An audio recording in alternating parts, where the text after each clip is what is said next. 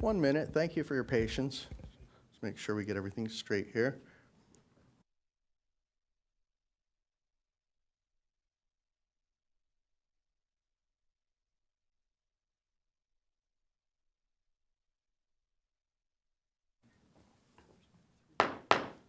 Welcome, everyone. I'd like to call the August 17th, 2023 regular meeting of the Encinitas Planning Commission to order at 6:02. My apologies for the lateness. I think we'll skip the roll call because I can see we have only 3 sitting commissioners here. We have Commissioner, can the record show that Commissioner Prendergast and Commissioner Sherrod are both absent this evening? And we'll move on. We usually like to start with the Pledge of Allegiance. Love it if you join me. I pledge allegiance to the flag of the United States of America and to the republic for which it stands, one nation, under God, indivisible, with liberty and justice for all. Thank you for that. Let me see. Hold on. I'm not quite signed into my workstation here. There we go. We start each meeting with oral communications, where anyone wishing to bring a topic up that's not on tonight's agenda may do so. Comments or questions during oral communications cannot be addressed or discussed by the Planning Commission, but we may refer them to the appropriate staff. All right. I'm sorry, I forgot your name. Kathy. Kathy. Kathy, do we have any oral communications this evening? No, we don't. We don't. Okay. And are there any changes to the agenda? None. Nope. Well, we'll move straight into our consent calendar. These items are considered, okay. These items are considered non-controversial or routine in nature. All of them are voted on typically in a collective motion without any presentation, comment, or deliberation. If anyone wishes to pull anything, which I doubt they will this evening, they can do so by pulling a slip there, and they will be discussed immediately thereafter. So we have 3 items. We have the approval of the minutes from August 23rd, and a point of order from our attorney. We only have 2 sitting members here who were actually at that meeting. So that is okay. You're entitled to approve the minutes even if you're not at the meeting. Okay, fair enough. Let the record indicate I was absent, one of the people absent from that meeting, so we'll tally this vote, but count my vote as an abstention. The other 2 are simple, the Heritage Grove nomination for the 14 Melba Road trees, item 6B, and Duke's Cardiff office expansion interpretation. And both of these items have requested to be continued till September 7th. And that's all we have. Make a motion to approve the consent calendar. I'll second. Okay, motion and a second.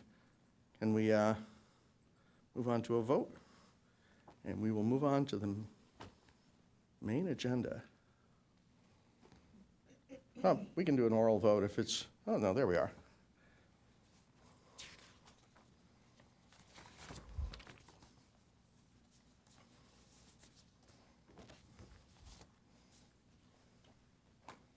Motion passes unanimously with 3/2 commissioners voting aye and 2 absent.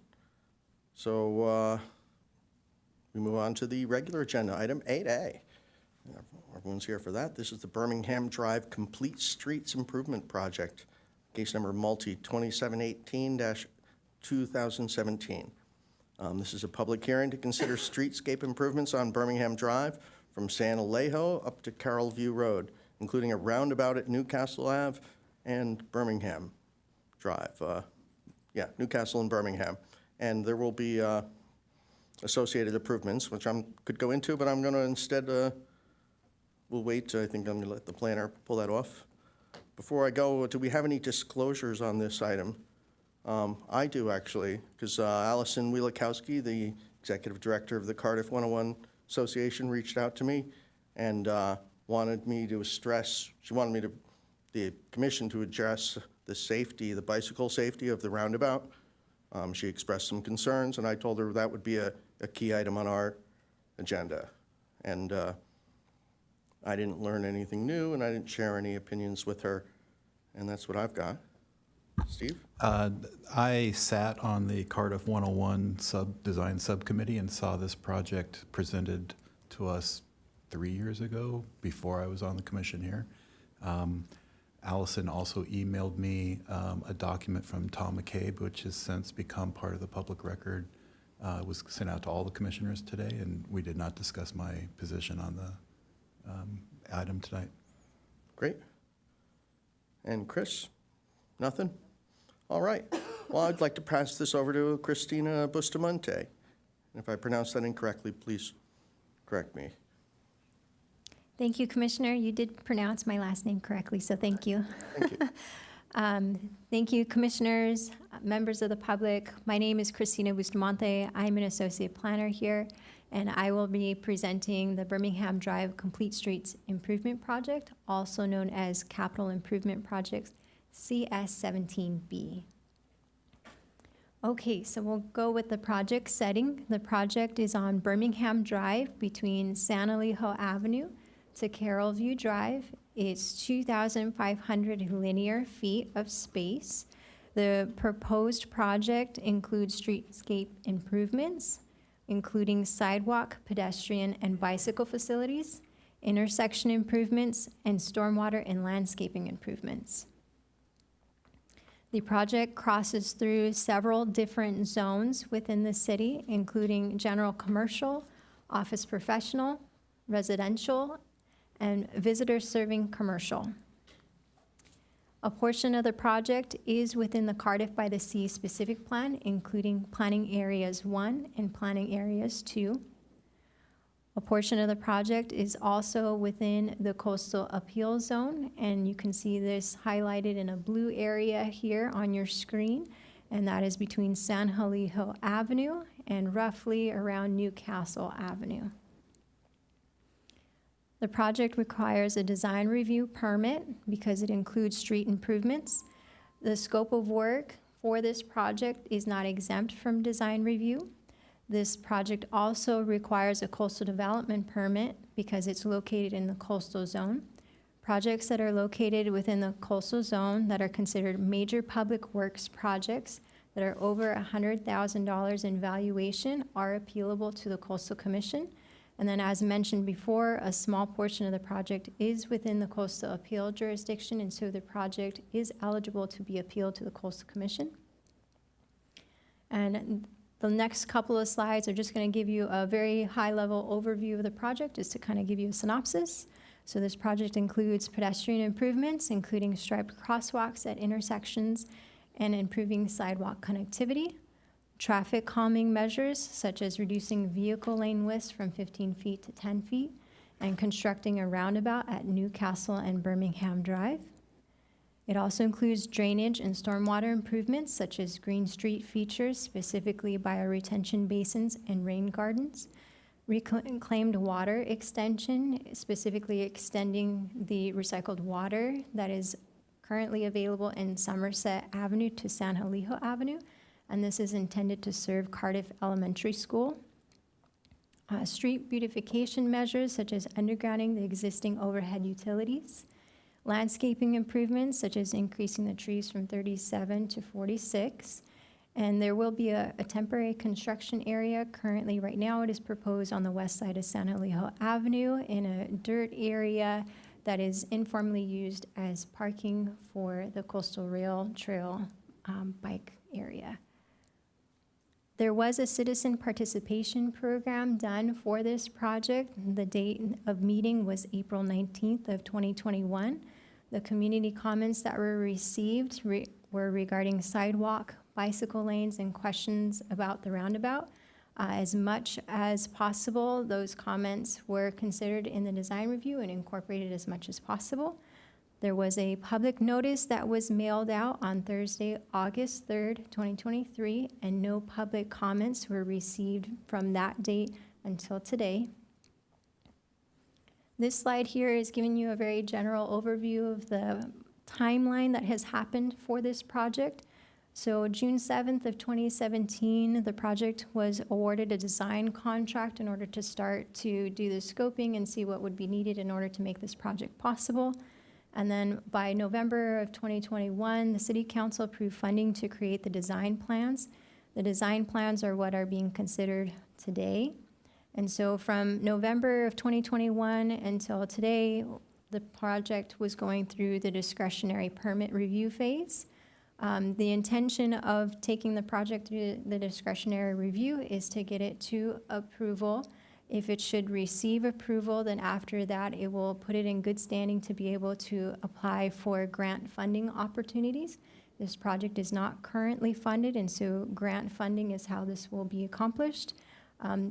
So that means that as of today, the start of construction is to be determined, and so once grant funding or other funding is available, then a start date will be forecasted. Okay, so this project is exempt from CEQA, and these sections here are the applicable CEQA exemptions. It's Section 15301C, which categorically exempts minor alterations to existing public facilities. Section 15302D, which categorically exempts conversion of overhead electrical utilities to underground. And Section 15303D, which categorically exempts new utility extensions, such as a water line. The next following slides are going to be key project features. The project is consistent with the Bikeway Master Plan. It includes a 5-foot wide bike path, both on the eastbound and westbound sides. It is going to be a Class 2 bike lane, which means that it's designated bike lane apart from the vehicle lane. And the project is going to be consistent with the Recreation Trails Master Plan, in that this particular segment along Birmingham Drive is designated for sidewalk, and this project will complete that sidewalk segment. And then this project is going to include traffic calming measures, such as reducing the vehicle lane width, which we mentioned before, and including a roundabout at Newcastle and Birmingham Drive. This is an overall view of the project boundaries so that you can see where this project is going. So from Santa Leo Avenue, from around Mozart Avenue, and then east over to Carroll View Drive. This project is going to implement a concept called Complete Streets. The idea is that Complete Streets seeks to accommodate multiple modes of transportation, as well as people of all ages and all capabilities. And so this project is going to implement those principles in that it will provide a travel lane, a bicycle lane, and a sidewalk lane so that folks have a choice in the way that they'd like to travel. This here is just kind of a general overview showing the landscape plan concept here, in showing that there will be a variety of shrubs, ground cover, and trees implemented for this project. This here is giving you an idea of where those rain gardens and bioretention basins are proposed. So like on the northerly side of Birmingham Drive by Newcastle, on the southerly side of Birmingham Drive between Manchester and roughly around Cambridge Avenue, and then on the north side of Birmingham Drive from Montgomery Avenue to about Edinburgh Avenue. And the bioretention basins and the rain gardens I mentioned here, and I think they are important because they are a preliminary measure to treat water that's coming off of the street or off of the sidewalk so that it gets some level of treatment before it heads down to the storm drain and then subsequently into the ocean. Okay, and then this is the location of where the roundabout is proposed. It is at Newcastle and Birmingham Drive, as mentioned before. These are some photos of what that area looks like now. I felt that these were valuable images just to show that there is multiple directions that the vehicles are traveling. There's not really a good place for pedestrians to cross right now, and there are no bicycle facilities existing currently. This is the proposed design of that roundabout, and so what you see here in yellow are crosswalks identified. And what you see in green are some of the bicycle markings that will be placed on that roundabout and in Birmingham Drive to help guide traffic as well as bicyclists and pedestrians. And this project will help implement the Cardiff by the Sea specific plan. This is an area circulation concept plan that's within the specific plan. and it's identifying that area of Newcastle and Birmingham Drive as a gateway to this community. And so this roundabout design will help implement that gateway concept in that that roundabout will feature a rather large tree. It'll be like a focal point, and so it'll create kind of a sense of arriving to a place. This image here is just one segment of Birmingham Drive. It's not the entire segment of Birmingham Drive, but just a snippet to give us an idea on what this project is hoping to accomplish. The overhead utilities there are existing, and they are proposed to be undergrounded with this project. On the north side of Birmingham Drive, this happens to be a segment shown that is without sidewalk, and this project would be proposing sidewalk. On the south side, there is existing sidewalk. Several of the panels there have signatures and artwork that are of local importance. And so the city will be coordinating with Cardiff 101 Main Street Association as well as the Cardiff Town Council to preserve those as much as possible. This here is an image to show you the extent of the sidewalk on the northerly side of Birmingham Drive that currently does not exist, and what is being proposed with this project would be constructing that piece of sidewalk. And this next slide here is showing where the recycled water line is going, and so it would be picking up at Somerset Avenue where that currently exists, and extending west into San Julio Avenue, and then northerly toward Cardiff Elementary School property in order to serve the Cardiff Elementary School. This image here is giving the area of the temporary construction area that will be implemented during construction. Right now, it is proposed for the west side of San Julio Avenue, south of Mozart. And this is a dirt area currently that is informally used for parking for the Coastal Rail Trail. I would like to note that this area would not include the existing handicap paved parking spaces that are out there. Those will not be part of the construction area. The proposed project is consistent with all applicable development standards and design recommendations of the city's design review guidelines, applicable sections of the Encinitas Municipal Code, General Plan, Local Coastal Program, and Cardiff by the Sea Specific Plan. Additionally, the findings to approve the design review permit and coastal development permit can be made. The project is the improvement of Birmingham Drive to create a complete street corridor for 2,500 linear feet from San Julio Avenue to Carrollview Drive. The project improves mobility for pedestrians, bicyclists, and vehicular traffic while also improving safety and connectivity. Staff recommends that the Planning Commission approve the project subject to the conditions of approval attached in the resolution. The applicant team and I are available to answer any questions you may have regarding this project, and that concludes my presentation. Thank you. Thank you very much.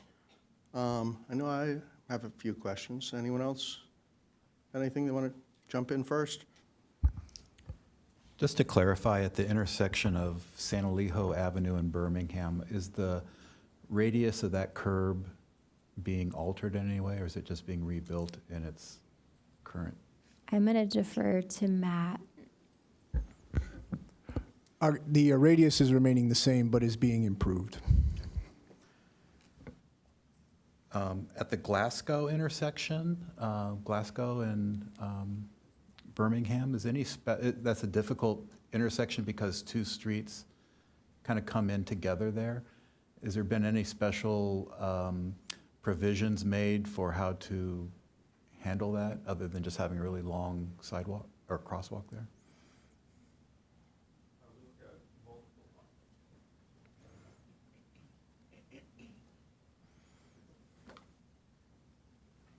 We looked at multiple options with the city, probably in 2018, 2019, and we looked at closing it down. We looked at terminating one of the streets. I believe the other street's Somerset.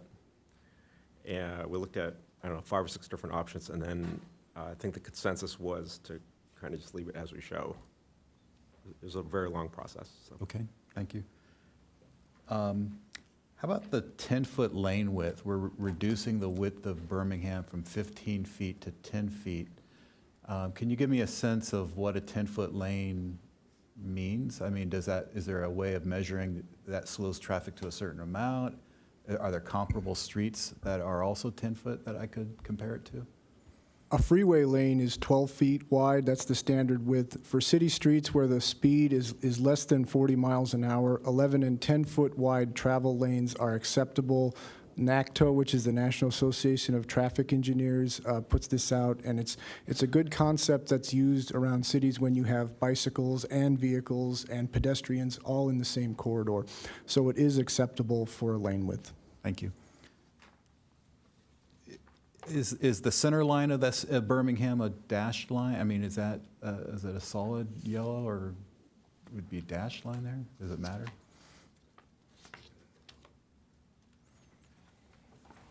Are you asking for the existing condition? No, the proposed condition. I mean, technically, would people be permitted to pass someone on there? It seems crazy that they would, but, I think they're looking Hope on the not. drawings right now to verify. okay.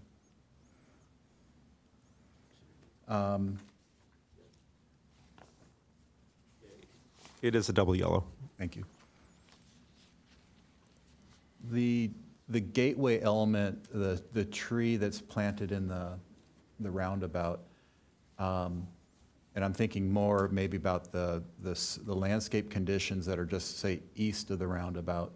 Is there anything about the design that would preclude the Cardiff Town Council or any other organization from proposing a monument sign or anything else if the landscaping wasn't considered to be enough of a gateway? Obviously, the answer is yes. It would be reviewed by the traffic division, reviewed by fire to make sure that sight distance and proper turning radius would work. Mm-hmm.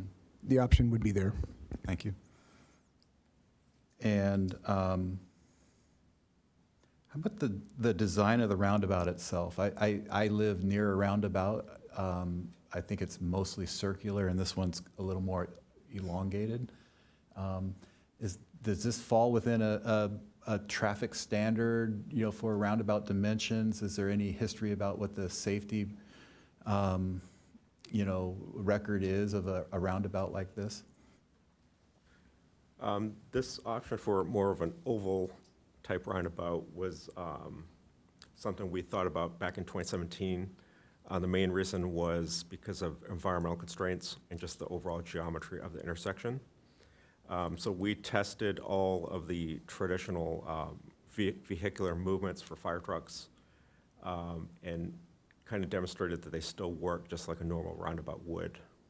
Mm-hmm. So is it typical? I'd probably say there are some in California, but I wouldn't say it's typical, though. Okay. But do you have any concerns about the safety of this roundabout versus a circular roundabout? No, we don't, because we looked at all the sight distances, and we looked at all the fire truck movements, and that's the biggest challenge, is make sure the fire trucks can maneuver in all the directions. Thank you.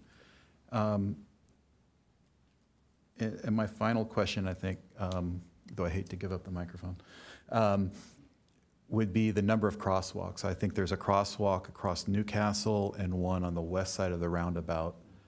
Was any discussion or consideration given to a crosswalk that would be on the east side of the roundabout?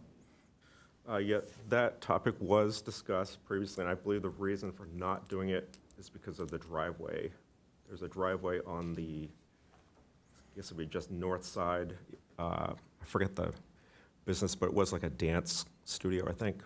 It has that really wide driveway. We just had trouble fitting in a crosswalk on that Okay. leg. If I'm reading the drawing, it looks like their driveway is maybe on the northern edge of their property.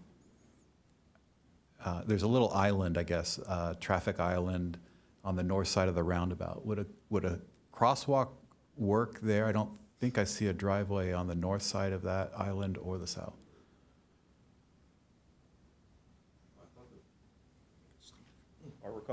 I recall the driveway being wider. Maybe there's another reason, but that question has come up. But there was a reason. I can get back to you Okay. on that. Yeah. I guess the other question on relating crosswalks is how far they are from the roundabout itself. The crosswalk on the western side, could it have been any closer to the circular or it seems to cross that island at the western portion of the island. It could have crossed at the eastern portion of that island? The theory on placing the crosswalk per the standards is you want to have enough room for one car to stop between the crosswalk and that stop bar. So we really can't move it closer to the roundabout, if that's your question. Okay, thank you.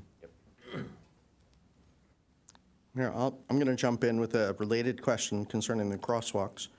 So my concern is if I look past the roundabout, I'm going up the hill, I see Montgomery has a crosswalk, and then nothing at Oxford, nothing at Cambridge, nothing at Edinburgh, nothing at Glasgow, no, this is north to south crosswalks, nothing up until you're all the way at McKinnon. And there's, you know, like kids who live on this side and going to school on that side. It just feels like like it deserves another north-south crosswalk somewhere in one of those. Was any thought given to that? Or is That one I don't recall evaluating other spots. What we can say is in 2018, when we did the Montgomery Drive sidewalk project, which put the sidewalk on Birmingham Drive with the wall by the preschool, when we looked at those two spots, that's where most of the pedestrians were crossing to get to school. And with the sidewalks on each side of Birmingham, people, children or adults could walk down to these crosswalks and get over. just feels like we could deserve a crosswalk at Oxford or Cambridge. And if we did decide that there needed to be additional crosswalks, is that something that's possible? Or is that ship sailed? It would have to be evaluated by the traffic division to make sure it meets applicable warrants. It could be evaluated and looked at. Okay, thank you. My next question was about excuse me, clear my, about the plant palette. And I know we're listed as 50%, wait for everyone to get into place. We're listed as 50% native, but when I look at like the plant palette listing, we've only got 4 kinds of trees: the African tulip tree, the pink trumpet tree, and the Carolina laurel tree, or cherry. And I'm just wondering, we're going to have any native Californian street trees? Are they all going to be? Right, so originally the palette was, when we started this in 2017, we weren't the native, 50% native was not being emphasized at that point. It was more about being drought tolerant and low water. A long time ago. Plants, right. So our palette has kind of remained from that time period, and we sent in a concept with our plant palette and photos, and they got that approved, and that has carried over to these plans. There's no reason we can't look at substituting these trees if it's determined that you want us to do that, and maybe add some more natives. The 50%, we don't really need that. As far as types, we're probably at 35% native. All the others are drought tolerant, climate appropriate succulents, subtropical succulents. You'll see that palette all up and down the 101, Leucadia 101, Solana Beach, Del Mar, Carlsbad. Yeah. It's kind of that same palette. So that's where we started from, but we can certainly look at substituting if need be to get to that 50%. I know we've been recommending the coastal live oaks and Torreys, if possible, Monterey cypress. Would these sorts of trees be suitable? I'm not really familiar with any of these. Yeah, 4. we're in a parkway situation. We're looking at smaller trees. Those tend to get quite large. We could look at those for the roundabout. The roundabout is a large enough area to put some sort of specimen tree. So a larger tree, such as the ones you're talking about, like a Torrey pine, could go in there. We chose the African tulip at the time because it's a beautiful flowering tree. It's unique and would call attention to the roundabout. Okay, Fair enough. I just wanted to double check on that. We will probably insist on the 50% California native. Sure, we've It's been- in Southern California native, if I'm not off. But with the trees, I want pretty trees, but I know a lot of our locals are scrubby little trees, and they take a lot of care to make them get big and beautiful. Right, and as I said, in a parkway situation, you kind of want to stick to smaller trees. You just don't have the landscape area to support a larger tree. So that's where the other trees are coming in. They're a smaller species, maybe 20 to 25 foot high max. As opposed to Okay. the other trees that you're talking about that can grow up to 40 feet in a, Oh, yeah. Well, it's a different world. That's why I was thinking, I know we've recommended those. I'm not saying I would recommend them here, but there must be something, hopefully in our palette, that would have a similar growth pattern. yeah, sure, I think a coast live oak would be beautiful on a roundabout. Yeah? Okay, thank you very much. That's all I've got on the plant palette just now. Commissioner Doyle, Yes. if I may add to that, Yes, we do have a condition of approval within the resolution that addresses the plant palette, specifically stating that 50% will be provided as native. And so it's not reflected on the plans because right now there isn't funding to construct the project. So with having the condition there, that will get captured when we go into the actual construction phasing, and now we're gonna Fair build enough. it. It'll get switched I'm getting ahead over. of myself. I know, I was a big supporter of actually doing the design on this project before we have the money to build it. The Lucadia project kind of stepped in front of the line in front of you guys, and I'm sorry about that. But this is going to happen now. Let's see, did I have one other question? I know, as I mentioned, I spoke with, this is back for traffic. I spoke with the executive director of the Cardiff 101 Main Street Association concerning the roundabout safety, specifically with bikes, specifically with all of what's going on right now. And she was asking, were there any studies, because there's still some uncertainty. I support roundabouts, but there's still a lot of uncertainty in the public. So she wanted some confirmation that there was studies that this is safer for bike riders. Well, we've made it in compliance with accepted standards. We did a study kind of organizing all that information for the city. Okay, I mean, this is all kind of new. The e-bike thing is exploding. Have there been any studies on roundabouts and e-bikes? I'm sorry, this wasn't my question, but I'm trying to get an answer anyway. I'm not aware of that. Okay, she was asking if there was any provable studies. Do we have any things she can take with her and say, look, here's an article written by somebody? I didn't think so. I think we're ahead of this. We can double check with the traffic department and get back to you, make sure. Well, I appreciate that. Thank you very much. I've got no more questions. Chris? Yes, I have a few questions, thank you. So I had a question about, I'll start with the roundabout and the tree. So would the plans include irrigation to the center tree? The answer is yes. Okay. And we received a document today, I think Kevin mentioned it earlier, that had a different proposal instead of the roundabout, which was an enhanced T intersection at that location. Did you guys consider other designs instead of a roundabout? Because my understanding of a roundabout is that typically it's a four-way roundabout. This is kind of an alternative type of roundabout. Did you consider any other designs like an enhanced T intersection, which seems like it would be appropriate here? The enhanced T was studied, and we know that it was recommended from the public, but it didn't work with the geometry that's out there right now, and the sight distance couldn't be achieved as well as with the roundabout as it is today, that we have designed. Did you consider any other designs for the intersection? No, the roundabout and the T were the two that we looked at. Okay, are there others that you know of that could be considered? If we're going to stay within the existing road right-of-way or limit the amount of easements, not really right now. Obviously, if we were going to plan to acquire right-of-way, a lot of right-of-way, we could do a lot more. But one of the goals was to try, reduce and not have as much right-of-way to acquire. Okay, so I do have a question about that, the acquiring of right-of-way, because I'm pretty familiar with Leucadia Boulevard and the efforts that have been made to put a sidewalk, complete sidewalk, down just one side of Leucadia Boulevard.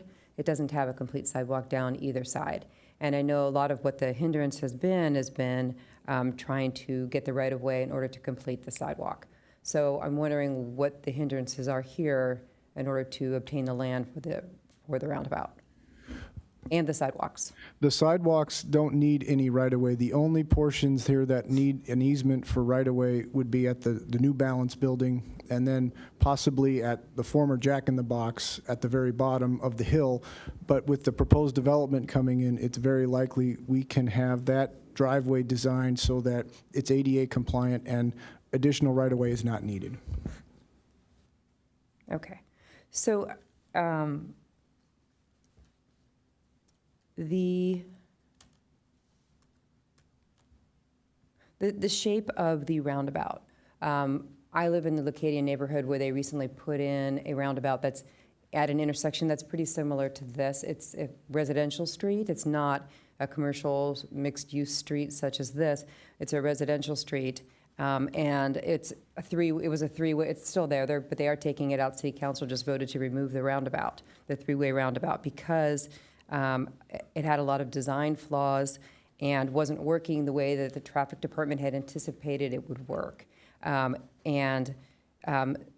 of the things that happened is there were a lot of confusion because it was a three-way roundabout. There were a lot of traffic did believe that roundabout would work with trucks and with fire trucks, and once it went in, it was discovered that it didn't really work, and trucks and fire trucks would have to would have to drive over the center in order to go around the roundabout. And then there was still so much more confusion that they had to put up the green ballards all around it, so it made it impossible for any of those vehicles to actually go over the roundabout in order to manipulate the turn. And there was a lot of confusion for drivers. They ended up putting in, I don't know, maybe like 15 or 16 green ballard things all around the roundabout to try to explain to people how to use the roundabout, the three-way roundabout.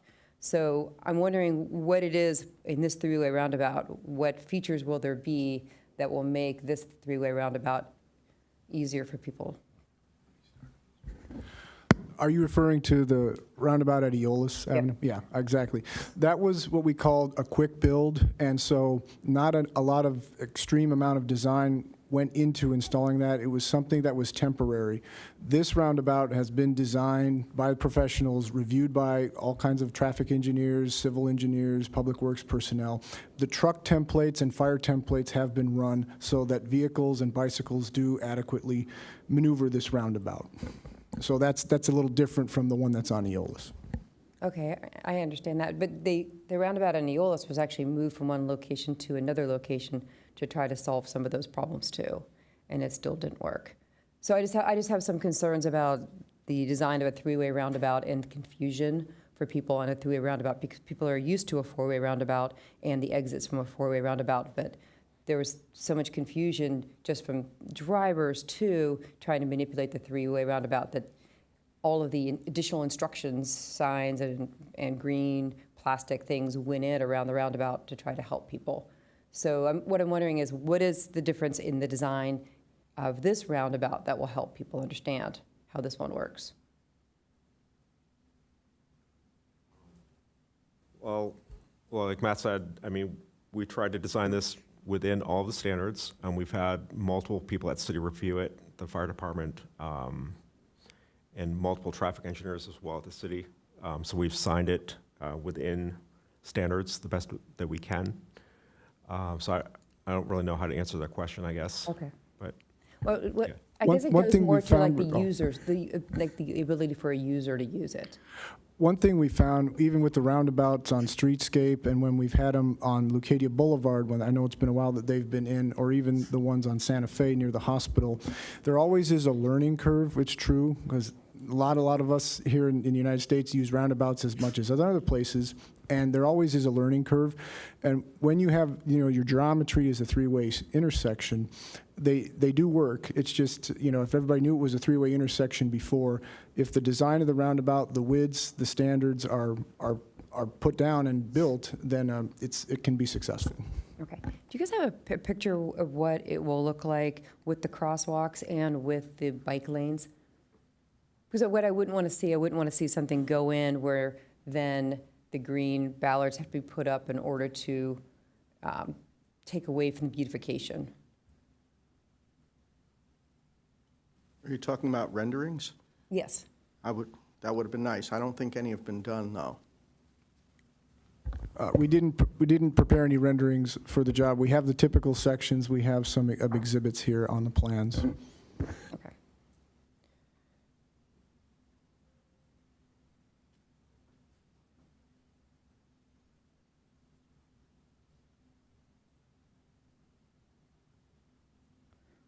I think I might have a couple more, just a second.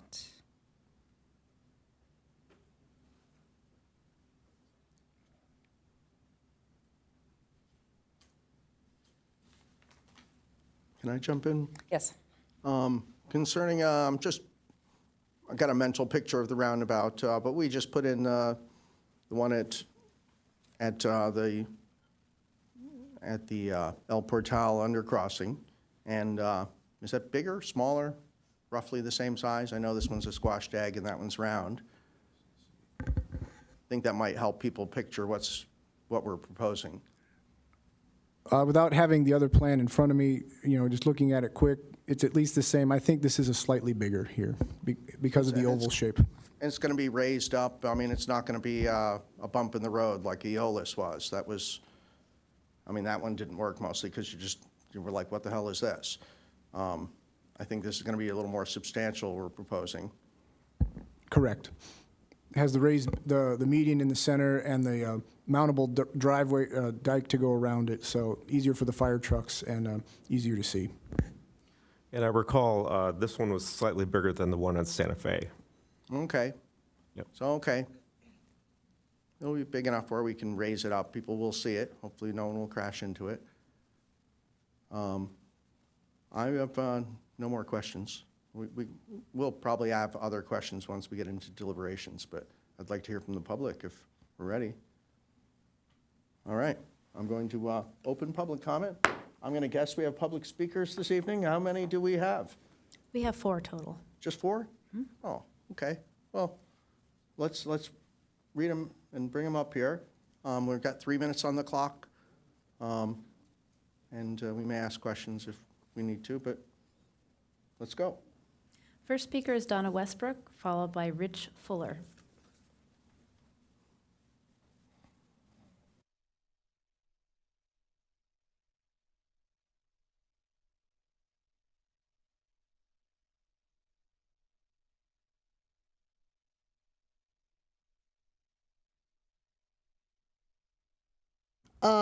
First of all, Birmingham should not be used as a major thoroughfare, or whatever you want to call it.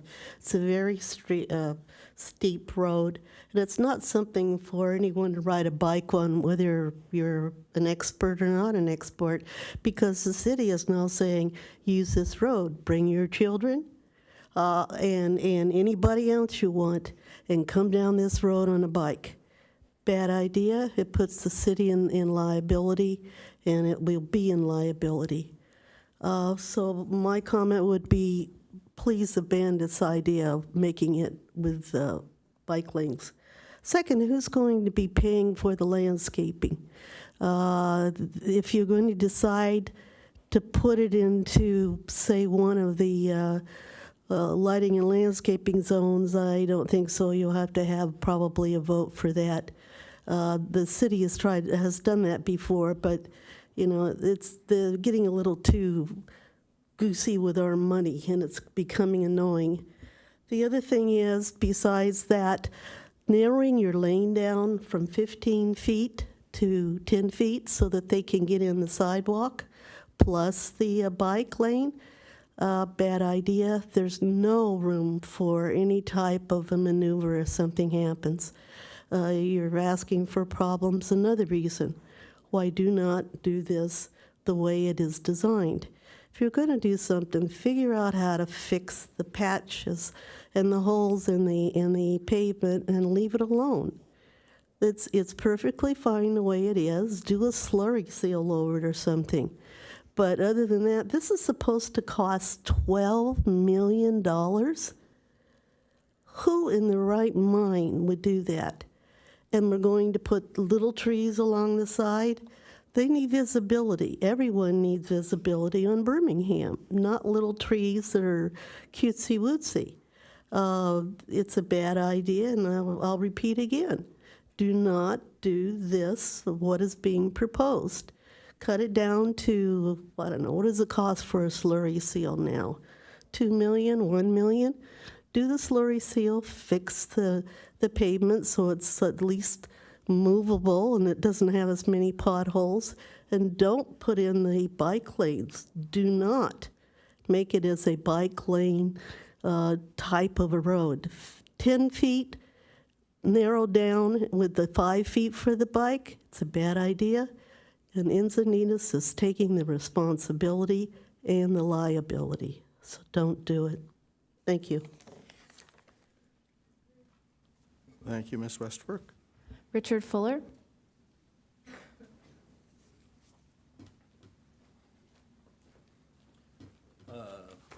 Thank you. I'm one of the property owners on the roundabout.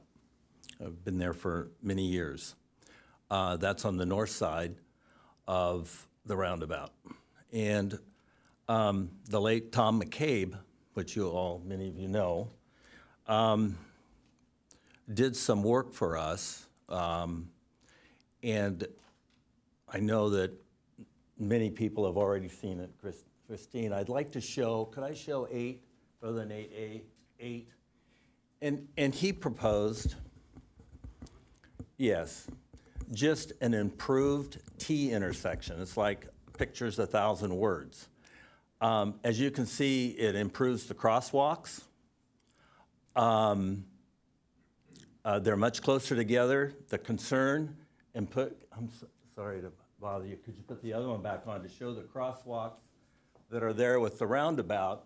The concern is they're so far away that people will have a tendency to walk through the roundabout rather than to walk all the way to the crosswalks.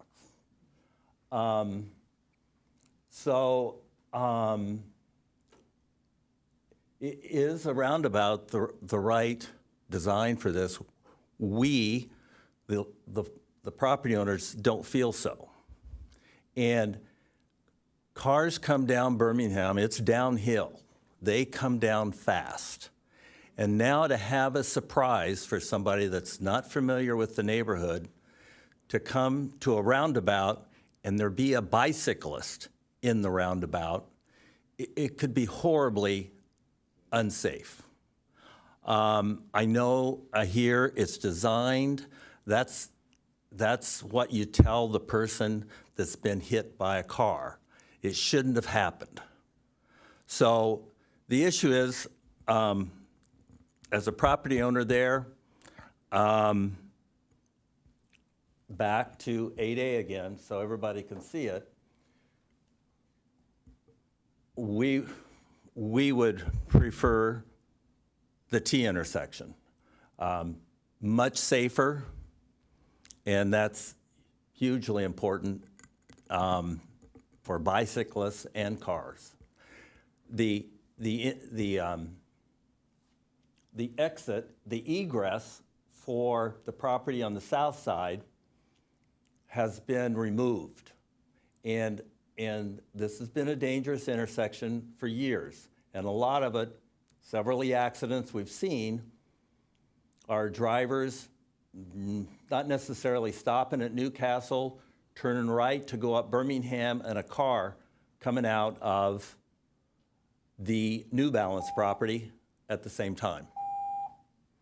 So again, for trucks, everything, this would definitely, we feel, be a better solution than a roundabout. Thank you. Thank you, sir. Next speaker is Rahul Deshpande. He has one time dedication. Hi, I'm Rahul Deshpande, and I'm speaking on behalf of the Cardiff Town Council and Cardiff 101, just on the subject of the Birmingham sidewalk panels, which are much loved in the Cardiff community. I realize that you're not necessarily voting on the sidewalk panels, but I wanted to speak about this topic on the record. So, as you know, Birmingham is a very busy street and has been for decades. And in the 60s and 70s, the community in Cardiff tried to get the county to put in a sidewalk, and they failed. After repeated requests, the Cardiff Town Council organized a fundraiser called Own a Piece of the Walk. And this walk was wholly paid for by people who purchased sidewalk panels where they would put their custom art and so forth on. And block by block, between 1984 and 1987, the entire south side of Birmingham got a sidewalk. So this has been a great amenity for us. We all use it. And in 2017, we had a CPP.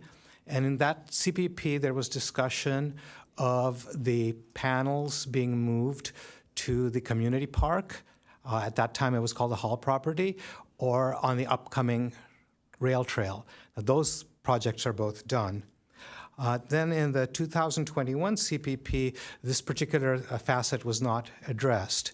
So after that, Cardiff 101 and Cardiff Town Council worked very closely with city staff and our D3 council member, Joy Lines.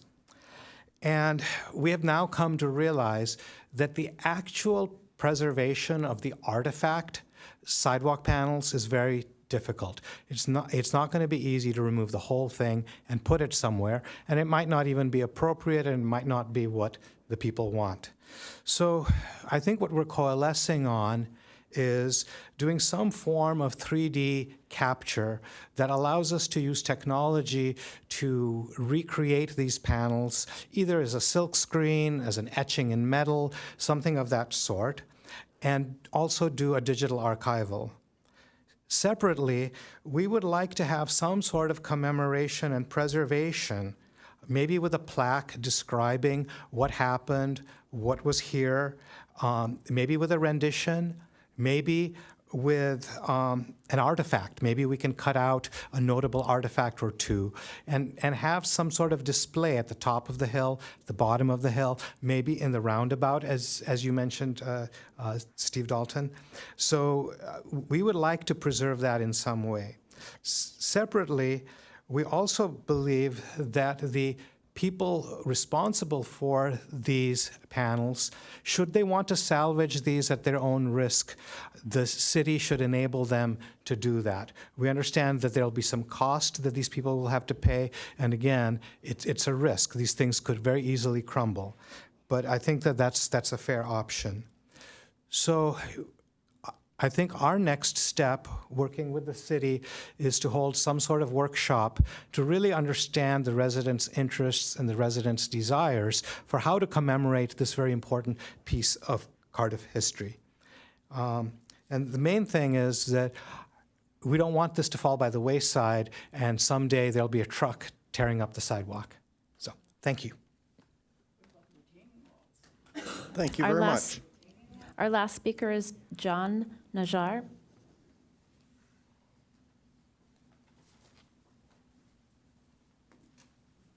Hi, I'm John Najjar, and I'm one of the owners of the south west corner on the Cardiff Town Center. We're in the partnership there. This T intersection was worked on and proposed and revised over the last 40 years since the buses left, because that intersection is where the buses used to come, and they used to use that area in the back of the Cardiff Town Center as a bus stop. When the buses left, we tried to, several times when it was the county, and in the beginning stages of the city, we worked with the Cardiff Town Council, to fix that intersection. So this was the latest rendition, and I think this was done in 2021. And in my opinion, a roundabout on that T intersections is probably one of the dumbest things you guys can do. This solves the problem with a lot less money, and if you understand traffic, which I'm sure you guys have your experts, in the mornings between 6 a.m. and 11, you have 200 trucks going through that intersection. And even though they say there's not supposed to be trucks on going up and down Birmingham, there's moving trucks, construction trucks, delivery trucks. They can't make it around that roundabout. And then also, I agree with the young lady, the lady back there, putting a bike lane on that fast street. It's like the same designers who put it on 101 in Cardiff. They put the bike lane in when about a third of the cars and trucks when they drive, they encroach into the bike lane, you know, and there's no room there. And you're coming down that street pretty quickly. So I don't know the common sense logic to even think about a roundabout. Cost, logistics, common sense, it doesn't work. So you can have all the experts you want. We live and breathe that corner, and we have for 40 years. It doesn't work. It's going to be dangerous. The crosswalks are not where they should be. The bikes, it's going to be dangerous for bicycles. It'll be tough for trucks to turn. It's not, I mean, I know you guys are experts, but this is not an expert. Your plan to put a roundabout is not an expert design. Thank you. Thank you, sir. Anyone else? That's all we have. All right. I'm going to close public hearing. We'll reopen if we need to. And we will move on to Planning Commission deliberation. I'm going to start up since I'm looking at the pictures of the enhanced T intersection, as it's called. Did I miss that? I haven't really seen that before this evening. The T intersection was evaluated, and it is deemed that it worsens the sight distance and the turns cannot be made. And that's why it was evaluated not to be as good of an option as the roundabout. I do hear what the community's saying. We've done the engineering, we've tested it, we've done the vehicle tracks around it. The roundabout works. Thank you very much. Want to get that one out of the way. I mean, we're not done with that probably, but I guess I stole the floor here, so I'm going to start with some opening comments then, I guess. Personally, I can't vouch for the safety here, but I feel in my gut, having grown up in New Jersey with uncontrolled intersections, as we called them, lived 7 years in Sweden, where everything's a roundabout, they actually do work, and they do, while they may not eliminate contact between cars and people and bikes, they minimize the damage, as opposed to people smashing into each other at a 90-degree angle.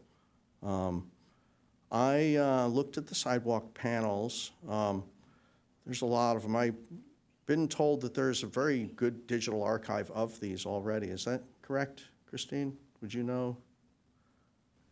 I do not know. I'll defer. Does anybody know? Yeah, we cataloged all of the panels, maybe 2019 or so. Okay. We have that file. We haven't looked at that in a long time, but we do have it. Because I know one of the things I would think would be considered, it's like if it's too much to move this many blocks of pavement, I mean, it'd be great to, definitely digitally archive that for good photographers, professional photographers. It seems to me like the kind of thing that could turn into a coffee table book related to some of the Encinitas history books. Absolutely, that's the goal, and when we've been having our discussions with Cardiff Town Council, that's what we've been saying, is we believe digitizing is probably going to be the best option when and if we get to the construction phase. Cool. And I know we were looking, gentleman from C101, sorry, Homish? I'm partially deaf, so I'll do my best. Own a piece of the walk. I mean, you mentioned the digital archive, but you're mentioning 3D scans. Are we thinking more like grave rubbings or? If you wouldn't Yeah. mind coming Why to the lectern.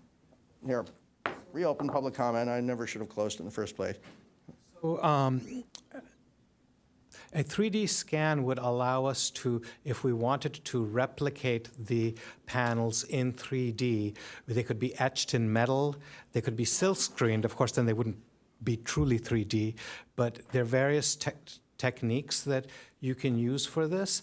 And we've been working very closely with Joy Lines because it's kind of in her area of expertise.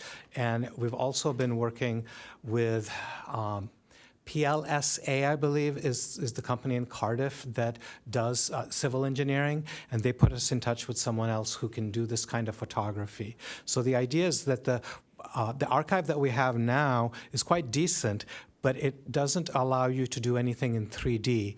So if you had someone with a 3D camera, which is a fairly new technology, they could just roll right up the sidewalk and capture what's there in a way that it could be recreated. And again, not every panel is worth recreating, but some of them are, and some of them might be to the people who own them.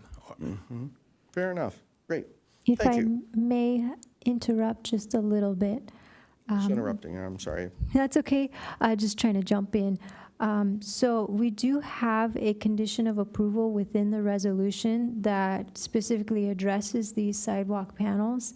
And it's stating that the city would work with the Cardiff 101 Main Street Association and the Cardiff Town Council for preservation. And so the details of the preservation and how to preserve and to what quality and what degree can be decided a bit later. So we have captured at least that the city would do that effort. Okay, now with that, now we're a couple of years ahead of things. This is the design. We don't have the funding for this. So there's some years of, trotting the plan out, getting the money. What I'm thinking is basically who would be paying for this? Is this something that's worthy of ending up on the CIP list for next time around? This preservation of, because it's potentially expensive to do some of this stuff.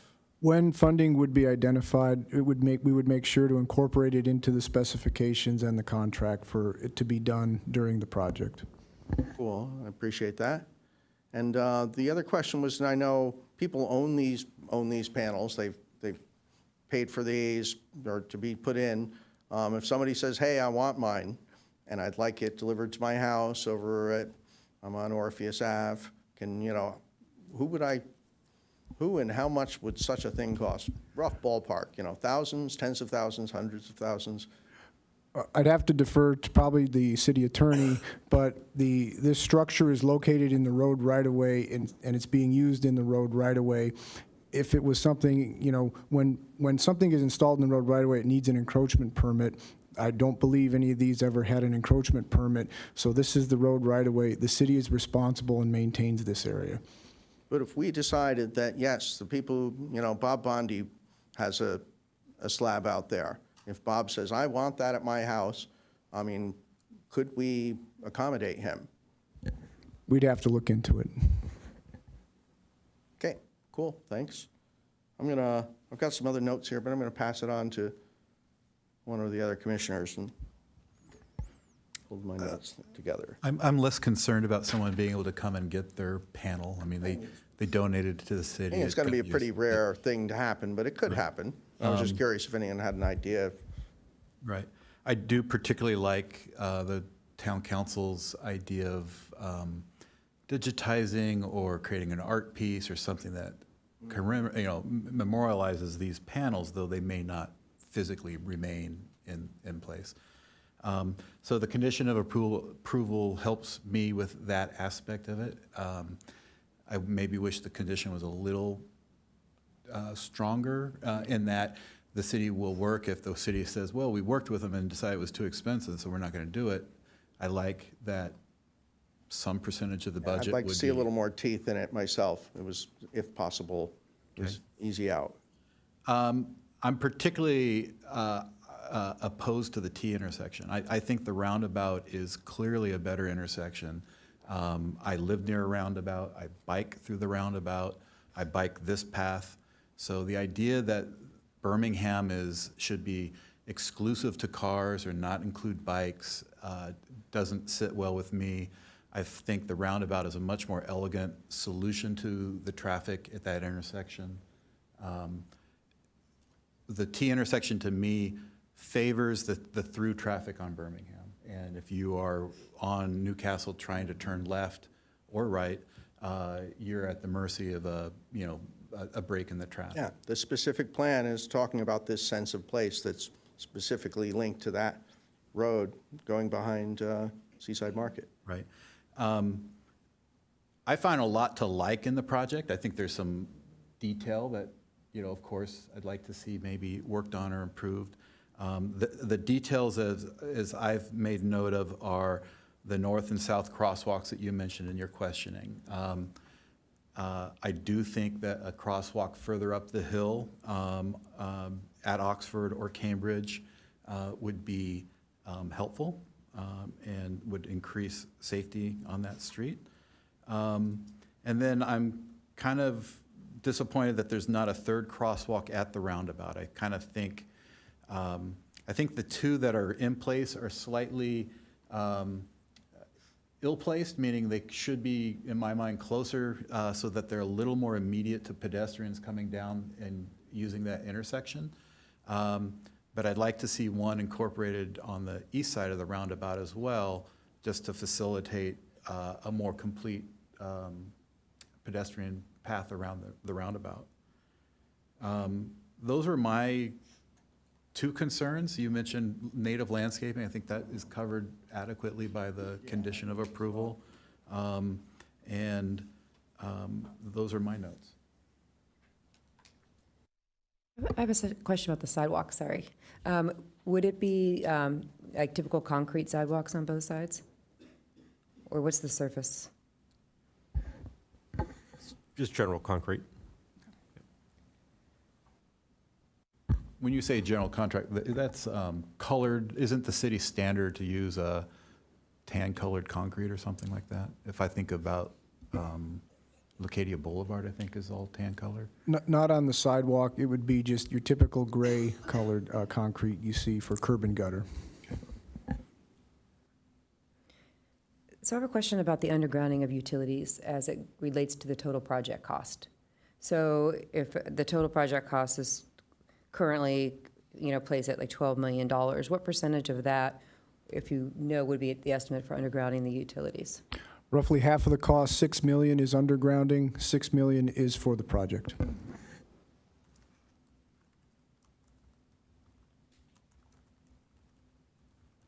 And what would be the cost savings for doing a complete sidewalk there's already complete sidewalks on one side of the street, correct? On the south side of the street? Yes, on the south side of Birmingham, yes, there's a sidewalk. That sidewalk wouldn't need to be moved in any way if you were going to narrow the bike lanes and not put the sidewalk in on the north side. Would that sidewalk just remain as is? No, the sidewalk gets scooched away from the edge of the curb because we want to hydraulically disconnect the sidewalk. So right now, the sidewalk's right next to the curb, and there's a little bit of right-of-way behind the sidewalk. We're shifting the sidewalk so that there's space in between the curb and the sidewalk, which means that the sidewalk gets moved. Okay. And that's where the biofiltration areas are installed. Okay. So you'd be moving the south sidewalk and then installing a sidewalk on the north side? Yes. What would be the cost savings for not installing the sidewalk on the north side? We'd have to calculate that, but I mean, it's nowhere near even $500,000, like we know Right. that. But, okay. Yeah. But if you didn't put the sidewalk on the north side of the street, you could allow for greater buffering between lanes of traffic and the bike lanes, or increasing the width of the lanes themselves, correct? We could look at that. It's possible. Can't say for sure. So I have financial concerns about Yeah. the project. A lot of my concerns are spending $6 million for undergrounding of utilities when I understand the aesthetics of it, but it is a completely aesthetics-based design for this. I looked through all the documentation, and everything else goes to safety for pedestrians, safety for people riding bikes, safety for people in cars, connectivity, and the undergrounding of utilities is specifically for aesthetics. And I understand the idea of aesthetics, obviously, and I understand that it's a street that's looking down the hill to the freeway, but with what's going on in the city right now and how many projects there already are that are unfunded, putting another $12 million unfunded project is, I don't think, a very smart thing to do financially for the city. I think that's less likely that any of these improvements might happen if it's a $12 million project. If it was a $6 million project, maybe a lot of these improvements could happen a lot sooner. I also, I have concerns about the need for complete sidewalks on both sides of Birmingham. I think that if there wasn't a sidewalk on the north side, then you could have greater buffers for the bikes to make it safer for bikes going up and down Birmingham, and also for even the pedestrians on the south side. And if you did increase the number of sidewalks from north to south, then that would allow pedestrians to cross at multiple spots in order to get to the south side sidewalks. And I understand why people would want complete sidewalks on both sides. But a $12 million, I don't think that that's necessary in this project and putting this into the queue when so many other places in the city don't have one complete sidewalk on either side, such as Leucadia, Vulcan, Saxony, La Costa. So from a financial standpoint, from a social justice type of standpoint, and fairness standpoint across the city, I wouldn't support full sidewalks on both sides of Birmingham. Okay. Can I jump in a little bit on the, first, the undergrounding of the utilities? I actually applaud that. I think the city we've dragged our heels, we've waited. It's like, oh, we won't underground anything until you're building a house, and then we're going to make you pay to underground your little section. Whereas I felt for years the city should be stepping up, and we should be undergrounding a lot of these wires, especially the older ones, especially on narrow streets like this one. So, we are, at this stage, we're looking to approve this design, and then it would go to design, and then funding for this would be primarily from grants. So we're not looking to pay all that money out of our city coffers anytime soon. I just feel like we should be undergrounding utilities. We should be undergrounding them every chance we get.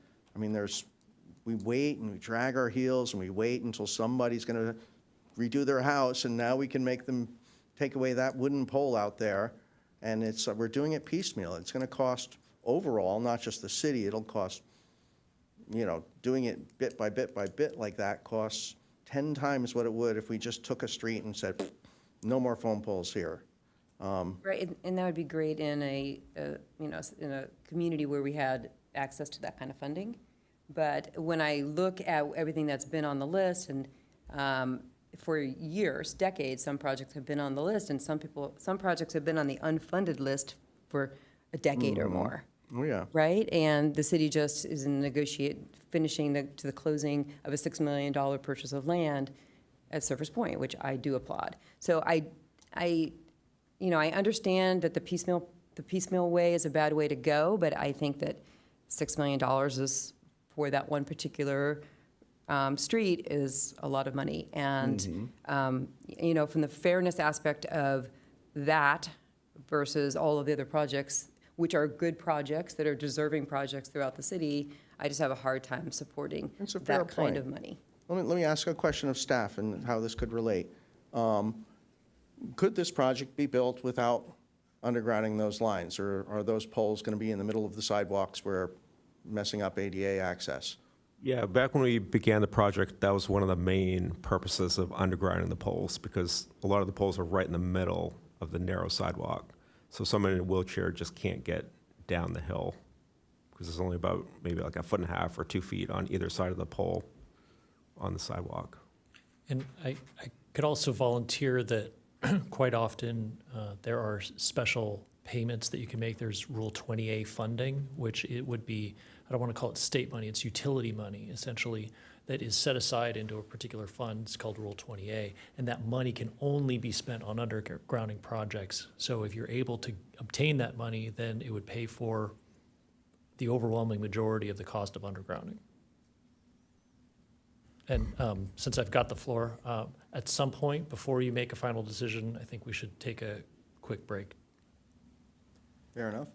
Just on that point of the underground, I see your point about fairness and, but I also think the city council kind of directs the priority of, where funds are spent in the city. So I guess I define our role a little more narrowly to say, is this a good design?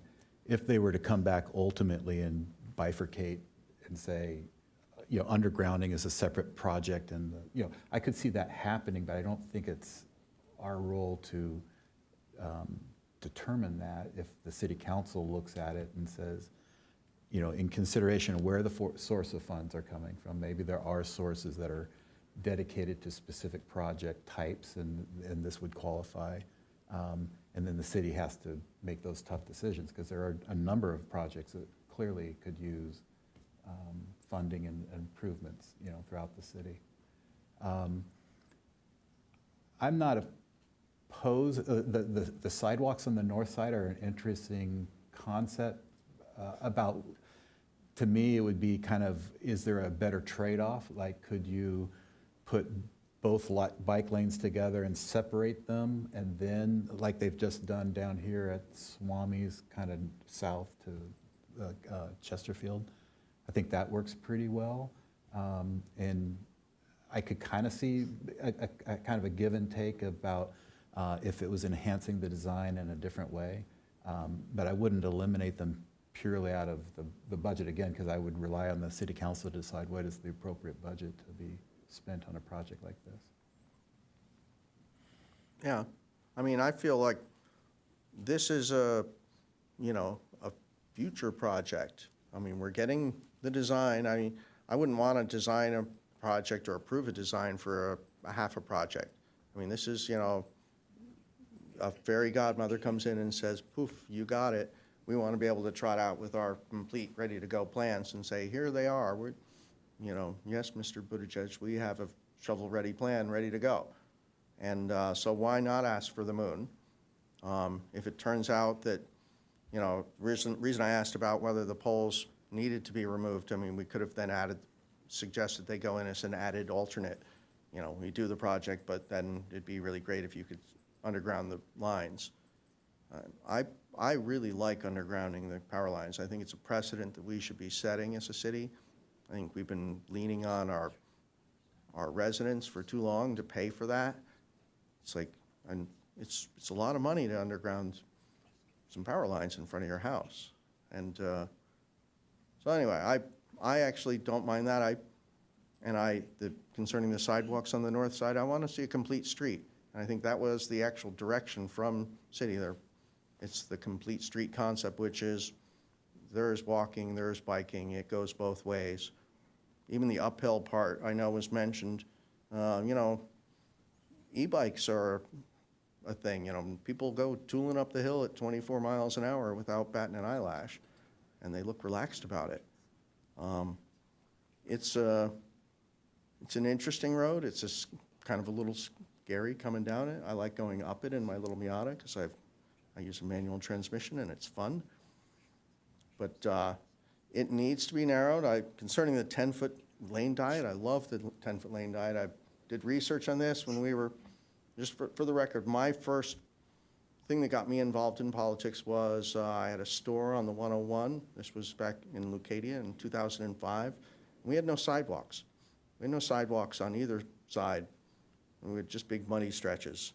And so I understand fighting for those panels. And then I But what I learned mostly was that people were terrified to get in and out of our driveway because lanes were too wide, people go faster. Every foot you narrow those lanes until you get down to 10 feet, people are creeping along because it feels really tight. And one of the things I was wondering, could we put like rumble strips along the edge of the 5-foot bike lanes? Is that a thing? So when you drift off, it goes dug, dug, dug, dug. We could look into that.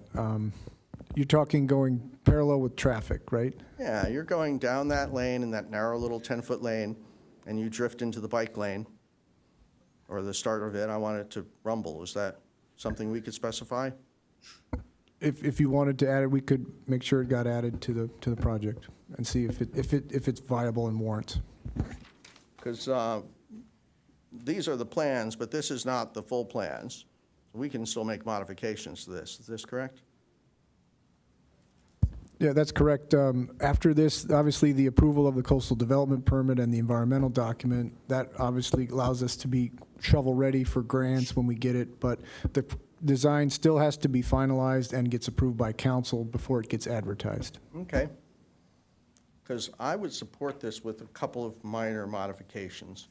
One I just mentioned, some sort of audible signal when you drift out of that lane, but I think we definitely need a north-south crosswalk.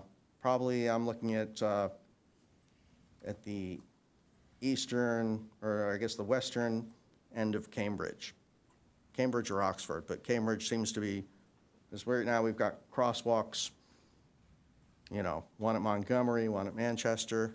My first home when I lived here was on Oxford, and I know walking these streets, you know, I stayed away from Birmingham just because, you know, people go really fast, and they feel like they're going to brush your elbow. So I like having a 5-foot buffer. I like having a swale between them and me. But people are going to want to go. A lot of kids living here. People are going to want to go to school. I mean, it feels like a safe route to school thing. People are going to dart across at Cambridge or dart across at Oxford, and it's right at the stretch where you've got, you know, 1, 2, 3, 4 streets with no crosswalks. So I would only support this if there was one other crosswalk in there. And concerning Commissioner Dalton's idea that, you know, perhaps we should have a crosswalk on either side of the roundabout. The same reason people are going to come out of the alley, and they're going to want to dart across. I mean, I almost think if we went back, it's a shame that's not up on screen. I could point at it right now, but almost the same distance west of the roundabout where we've got the Seaside Market crosswalk. I mean, if we could go that far up, I mean, maybe you can tell me it's not even legally possible, but it feels like it should be. We would have to move back from Newcastle, but we want as much walkability as possible. You pointed out this is from 2017, and we're focusing more on ped movement, bike movement. E-bikes have changed the equation. Bikes are going faster, and people are going to want to cross. So I'd say I would need 2 more crossings. Does that sound right to you, Steve? How do you feel about that, Chris? I definitely think there need to be more north and south crosswalks. I mean, at least 2. But I have a question about, I mean, Yeah. do you, Keep your mic yeah, on. no, We but can do all you just think talk. that there wouldn't be complete streets if there was just sidewalks on the south? And I mean, I'm kind of supportive of creating more buffer space and more room for the bikers. You know, you mentioned how it's kind of a scary road, but even Yeah. if you make the lanes, do the traffic calming with the 10-foot lanes, I mean, I think if we can get more space for people on bikes, we should.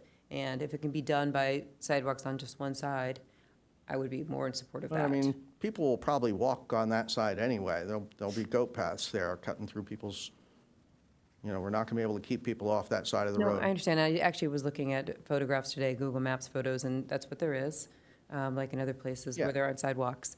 But my concern is, you know, the safety is safety, really. And I understand you're not going to keep people off that side, but I think that if you don't use the extra space for additional sidewalks on the north side, then you can use some of that space for additional buffers and additional space for bikes. Yeah, I'm just not picturing what the north side would, I mean, I know what it would look like. It would look pretty similar to what it is right now, I guess. You know, little dirt path. I mean, it has worked. It just, you know, I want to approve a plan that'll be shovel-ready, that's, you know, got everything. And I'm not sure, you know, if I had infinite money, I would probably want that sidewalk. I wouldn't go, actually, if I had infinite money, I'd be looking, no, the streets, the lot lines are all too ancient. We'll never get the easements. I mean, it's a 30-foot wide road going back to God knows whenever. And I feel it's just got to be throttled down. You know, the bikes, you know, 10 years from now, you know, bikes are going to, the whole darn road will probably be green. Be a special little grade place for people like me. I tend to think that, I kind of get where you're going. I see both sides of it. I like design the project as you'd like it to be, design a kind of a efficient, streamlined project that gets you what you need and doesn't overspend to do it.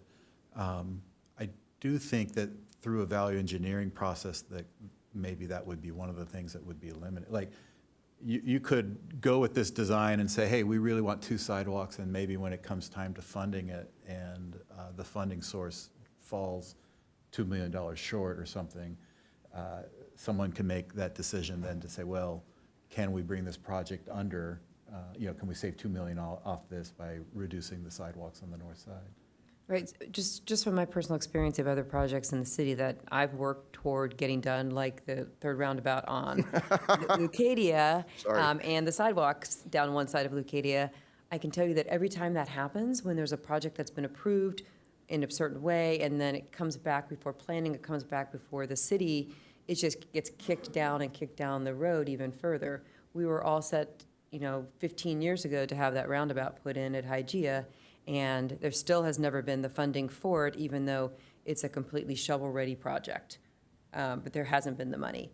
And there was a point when that project got delayed, the sidewalk project got delayed because someone had an idea of attaching one small additional piece of sidewalk at, you know, at one particular place. And so that was about 5 years ago, and it's still, the land still hasn't been, I don't know what the right word is. The project still hasn't even been started, you know, and they don't have everything that they need in order to start that project. We have a long history of not doing phase 2.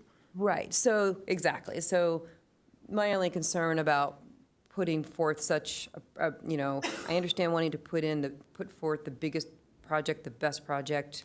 I just see that causing problems further down the line. So, and more frustration and more delay. And I'm just speaking from personal experience. Well, I've dealt with a lot of those delays. I mean, the Leucadia Streetscape project, which is the one that got me launched, I mean, that was 17 years. Encinitas Community Park, the Hall property, another 17 years seems to be one of our numbers. I thought when we approved the last roundabout on Leucadia Boulevard there that it was like, we're good to go, but it's still sitting in limbo. That one's going to hit, you know, I think it's 20 years. able to drink in another couple of years. I mean, and it's for that reason I don't want to do half a project. I mean, I look at the Leucadia Streetscape that I, you know, started with almost 20 years ago now. The east side of it is just dirt, and it will be dirt probably for a long time because, you know, that part's often phase 4 or something. It's, so, you know, I want to see, if possible, as much as we can. I know that, like Streetscape, we planned for both sides of the 101, and when the NCTD right-of-way discussions fell through, where's the coastal rail trail going, it was, you know, it was like $100,000 or a couple $100,000, and we kind of wrote that part out of the plan. We came up with, took the plans that existed and modified them enough that we didn't have to go through the full environmental analysis again. And I feel the same thing could happen here. If we were to approve the big plan and it came down and it's like, geez, we just don't have the money for that, then it would be money would come up and we'd rejigger the plan.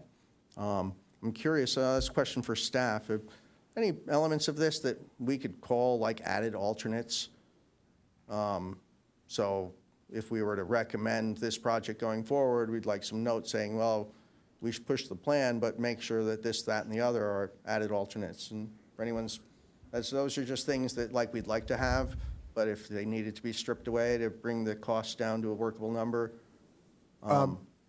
Yes, the first one usually that becomes an added alternate can be the plants and the landscaping. If you want to just put mulch, it's cheaper. You don't maybe have to do the irrigation then. Those are an idea. We could maybe look if some of the, well, I don't know, we want to eliminate I think any of the the curb irrigation ramps. has to be there.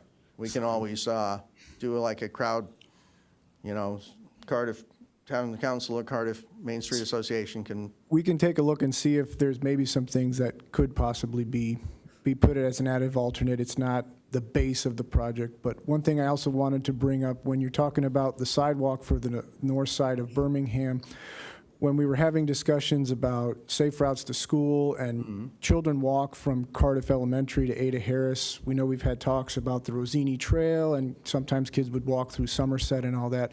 With the sidewalk on the north side, that allows children that do walk from Cardiff Elementary to Ada Harris, it puts them on the north side, and they don't have to cross Birmingham to walk all the way north to McKinnon to go north to get to Ada Harris.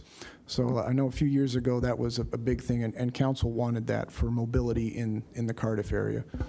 cool, yeah. I mean, the safe routes to school trumps a lot of things. I mean, there's so many places it's not safe. I'm still pushing for the full plan. Let's do the whole thing. And I tend to fall in line with that. I guess I don't feel strongly enough about the north side sidewalks to send it back to the drawing board to eliminate them. I would support, a note that as a group, we felt like they were, if there was something on the chopping block in the future, that those would be a potential value engineering or cost savings if they were not to do them. As it relates to kids walking to Ada Harris, there's a whole nother street parallel to this that's actually much more direct. So I don't see kids really walking out here to Birmingham to go up the street. I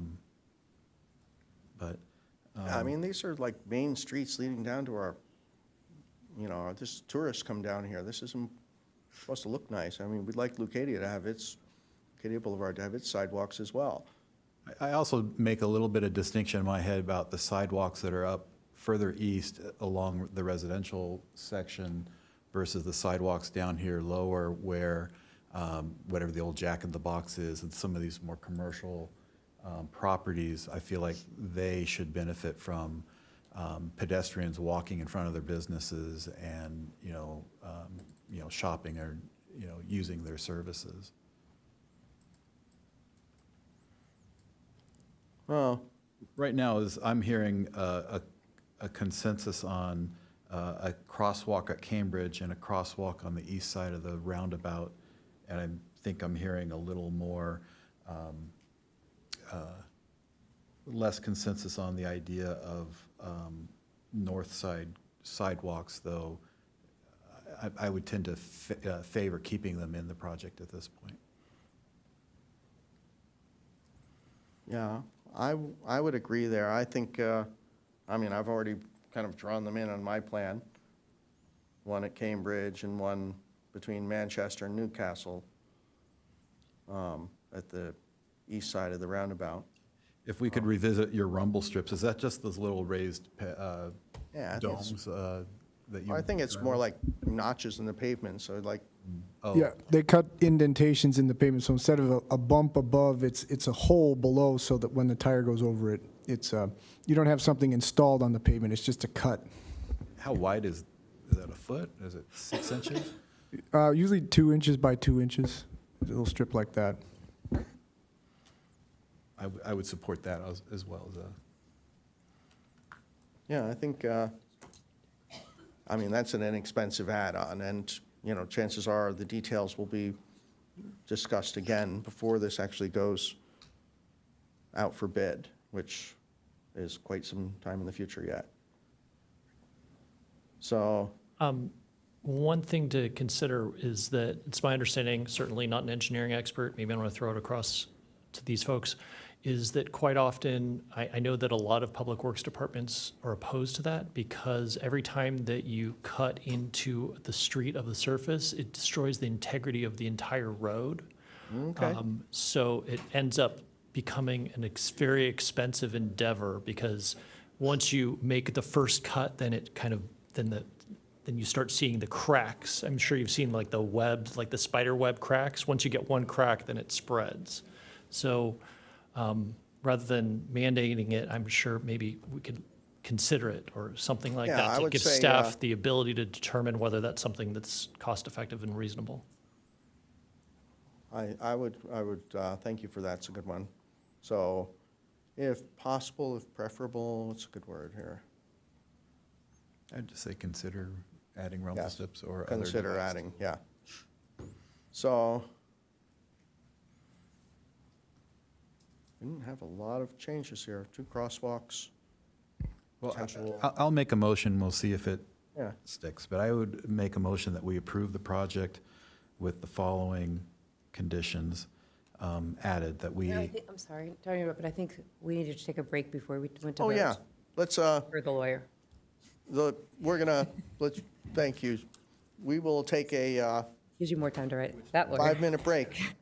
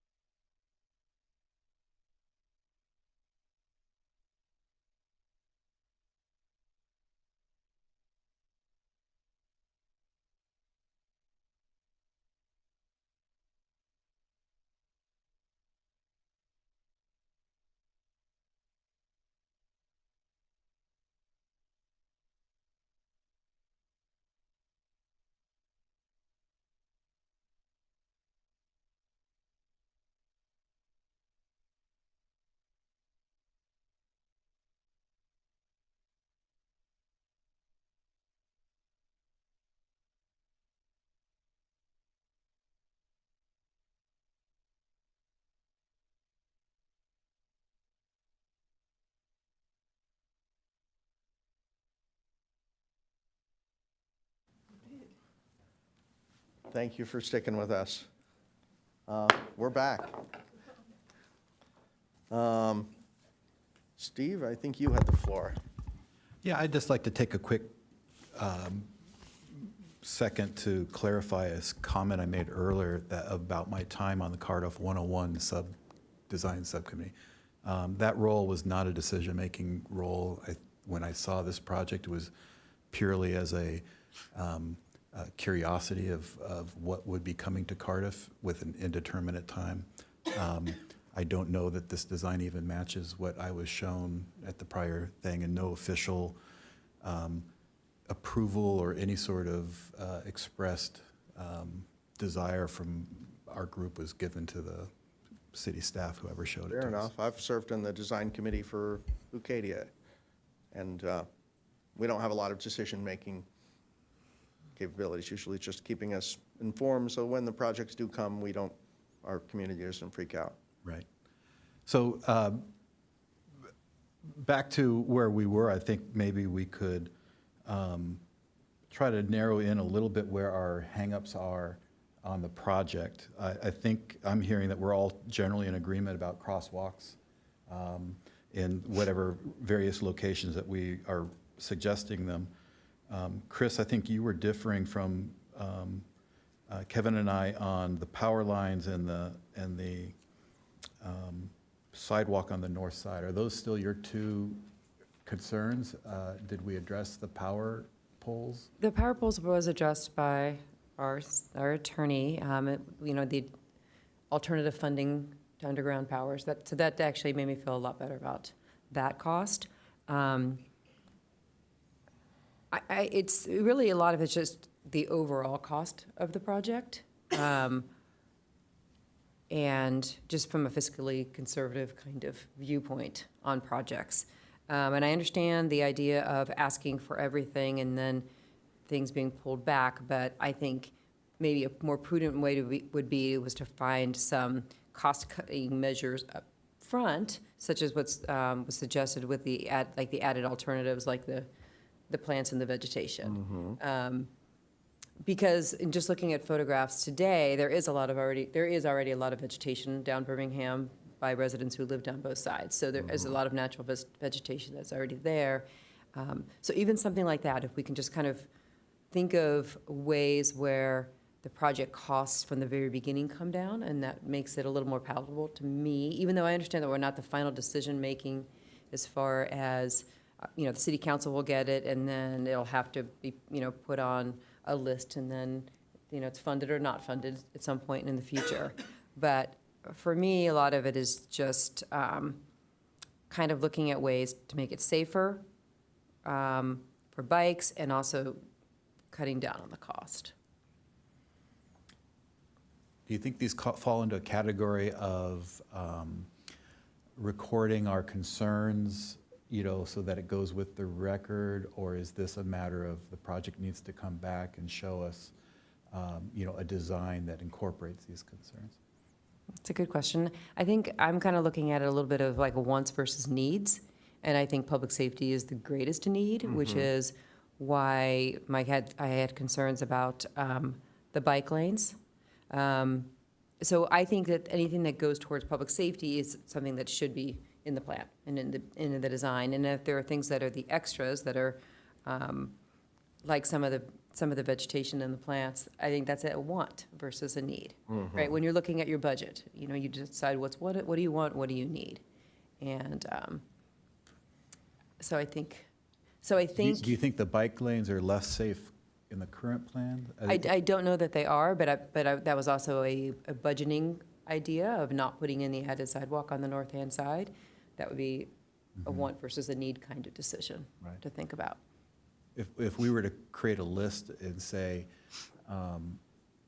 we like this project, but here's kind of a prioritization of what we think are must-haves and nice-to-haves, or something like that.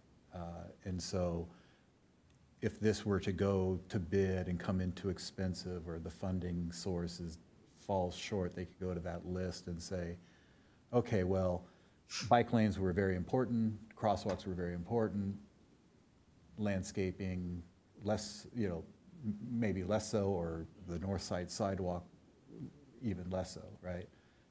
I can see how a pedestrian can kind of go up and down the street, particularly if there's crosswalks, pretty conveniently. Right. It's a little harder with bikes that are expected to kind of travel with the flow of traffic, to cross over and back from one side of the street to the other. Right, and yeah, I agree with that. And I don't know that this is the right kind of street to put both directions of bike travel on one side. Right. I don't, I think I don't see that as I think working. they were I able to put pull that that out there, off. but I Yeah, think you- it's the transitions that get Yeah, sticky, that doesn't seem like it would difficult. work, especially since it's really not a very long road, and it's uphill or downhill, depending on the direction that you're going, with a potentially roundabout at the end, and a freeway at the other end. So I don't see that really as something that would work in this particular You location. almost need a long stretch like in Cardiff Beach where, there's no, There's no You real can intersection. cuts, see, you yeah. get the line of sight, too. yeah. Right. I just don't know who would look at that list, and it would really have any teeth to it. I mean, I like your idea of putting forth our thoughts in that kind of way. I just don't know if it would really mean anything. Which is why I think Yes, maybe I worry a little bit about like what, like the city hires a consultant and gives them direction to, create a complete street with sidewalk, like Right. given direction, and I presume that a contract is approved by the city council and they're therefore hired to do that, Right. And then for our group to come through and say, well, we heard, we know what the city council told you, but we don't like that. Do what we tell you, and we're not that group, right? Right. Right, that's what I meant by who's Yeah, really going to let me- look at that list. Let's check something with staff here. Now, let's say we approve this plan with modifications. Where does it go next? Does it go to council? Does it go to more design? Assuming we would have funding available, the project would we'd take notes from the planning commission, we would incorporate any last-minute changes. It has to be routed around to all the staff one last time for all the final signatures. It gets stamped, signed by the city engineer. And then it goes to city council for approval of the design and authorization to advertise. Okay, but this is not, what is this, 30%, 60%? How far? 100%. This is 100%? 100%. We're done, okay. Well, we're done if it doesn't Well, include we're the done. additional These sidewalk. are 100% plans, so Right. these plans are the plans that were asked for, and here they are. So this is, I just wanted to find out where in the process we were.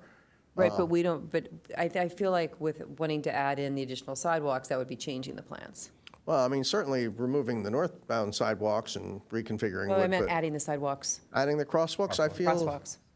I feel the crosswalks could be added. These are 100% plans, but if we feel this strongly enough that this is something that should be done, council wants us to make that call. Right, I feel very strongly about the crosswalks. You do feel? I do, or- yes. I do as I well. do. I think we are 100% agreement, all Right, three so of my us. question would be, how would that affect, these are like done plans, but let's say we want crosswalks put in at particular places, what happens next? We would go back to the consultant would take a look at the counts, and we'd verify with the traffic engineer that the locations are adequate. And then once the plans get revised for everybody, all the signatures, those changes would be added in. And then would it come back to us? No, it would go to city council. Okay, But the planning department and, all the departments they would see the conditions from the planning commission to make sure they were addressed before they sign and approve the final plans. okay. And when you say assuming we have funding, does that mean, because it doesn't really have funding until it goes to city council and they put it in the funded bucket, right? So would it go to that first and then it would go to city council for the final approval of the project? It would go to city council first for the funding and then First, the second? funding or a grant, if we, we've been searching for grants, if 4 months, maybe 6 months, 2 months from now, a grant comes in for $12 million, $13 million, we're obviously going to put it right on track for funding to build, and it'll get funded. So, I can see it starts, I'm looking at page 4, it starts right in. As soon as we've done, if we approve it and council approves it, then next step is apply for grant opportunities and receive grant funding, all in TBD, of course. But I feel you know, I want to swing for the fences. I mean, we've talked about, this is, God, I can go back 10 years. Our CIP list was packed full of things that were half funded, half finished, and we never got to build any of them because, hey, there's a grant, but we're too late. We don't have it done. And so we've been pushing for a few years to let's just do shovel-ready plans. And I think this is one of the first really complete ones that's ready to go and actually has a hope of getting grants. You know, Leucadia roundabout, I don't know why we're not getting grant money there. It's like, you know, that's. We have people here who might know. Why aren't we getting, well, let's not drift I off know. agenda here. We will hit you up afterwards. Stick around. I feel like, Figuratively. yeah, I feel like the grant money, we're talking about the city council approving it, and then there's this great unknown, right? If it was bid today, construction costs are at all-time high, it's gonna be real, there's all sorts of variables still down the road that are beyond our control. I think if it got approved as is, or with some additions made, and the grant money came in, then no harm, no foul. You got grants to pay for it and go do it. But if grant money came in and only covered 3/4 of the cost, I'm sure they would be back, to us saying, well, we need to reduce scope and here's how we're gonna do that. And if they look at the meeting minutes from this meeting and say, hey, they were not all that,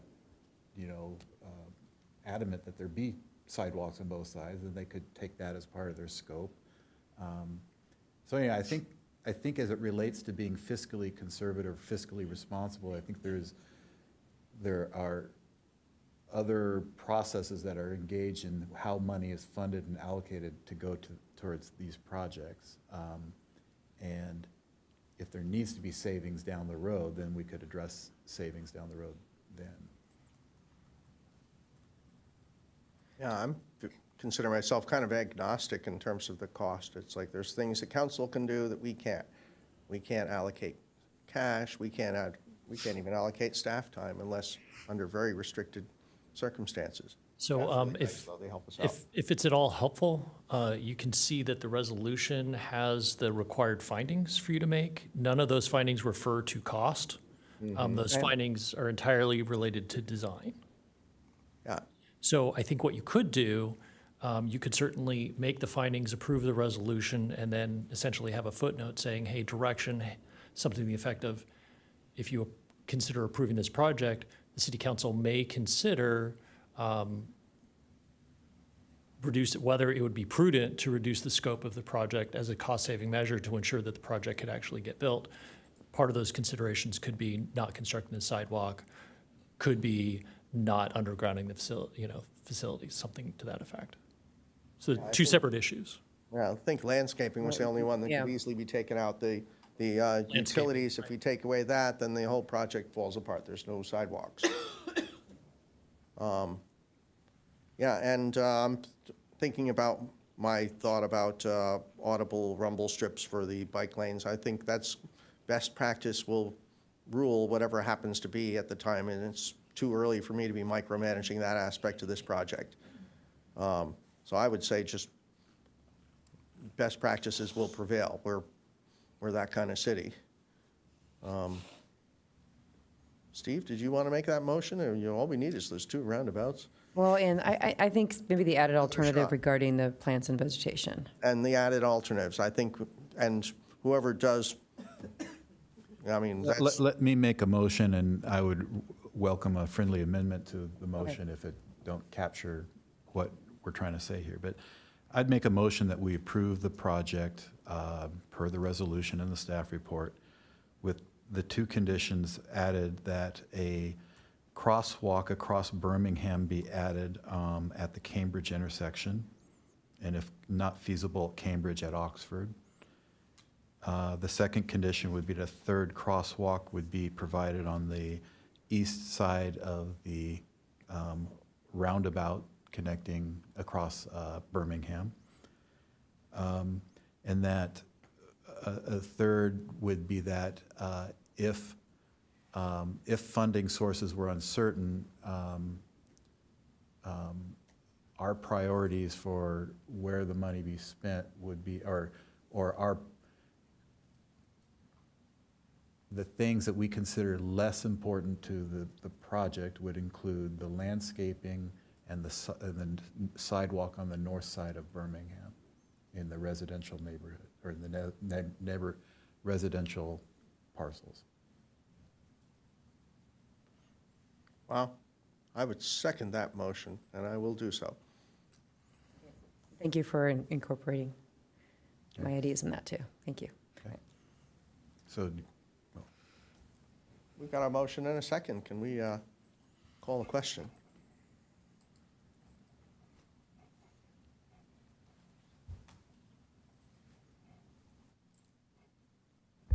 How exciting.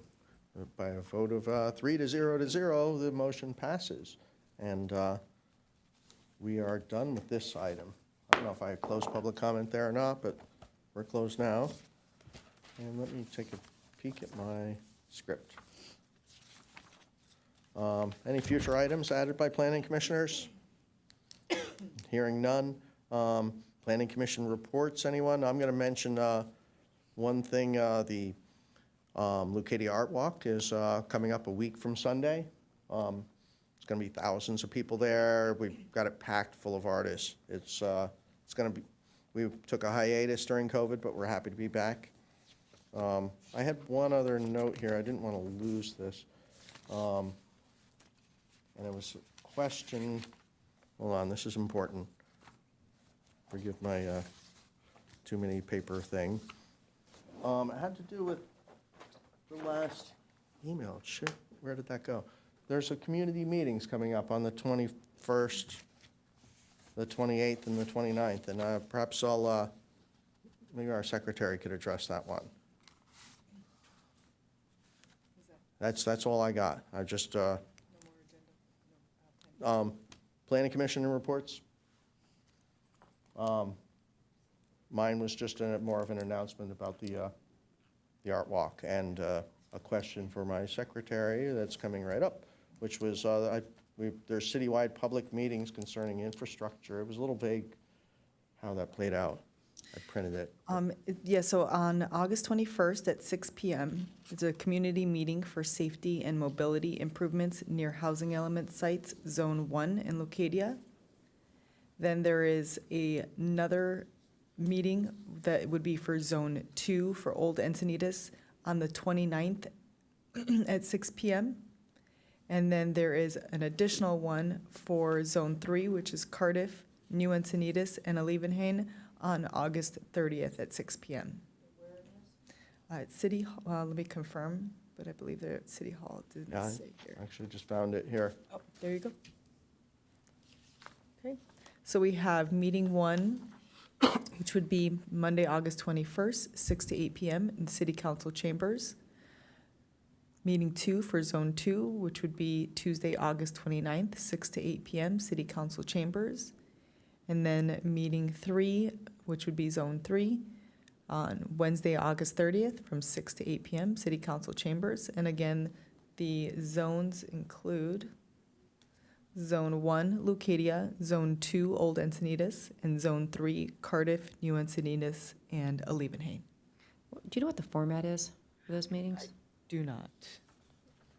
This came in I got the mail. I haven't found it online. I just feel it's like there's one of them's coming up in 4 days, and I feel nobody knows about it. Right, I'm just curious about the format, because I went to another meeting that was in the poinsettia room, and really all it was like displays of ideas for the at-grade crossings in Leucadia. It wasn't any kind yeah, of presentation was or there. anything like that, so that's why I was kind of curious. Yeah, Who could we contact to find out what the format is? It would be Patty Anders. Because that way we can, I'm so sorry. This looks like it would actually be Matthew Edgeworth is the contact. And that is on the city's website. If you go to the main homepage and scroll down, there's a city calendar, and they're all placed in the calendar and those dates. And if you click on it, it has his email and phone number. I'm happy to state it for the record if you need me to. That'd be great, thank you. Okay, so there's Matthew Edgeworth, that's MEDGEWORTH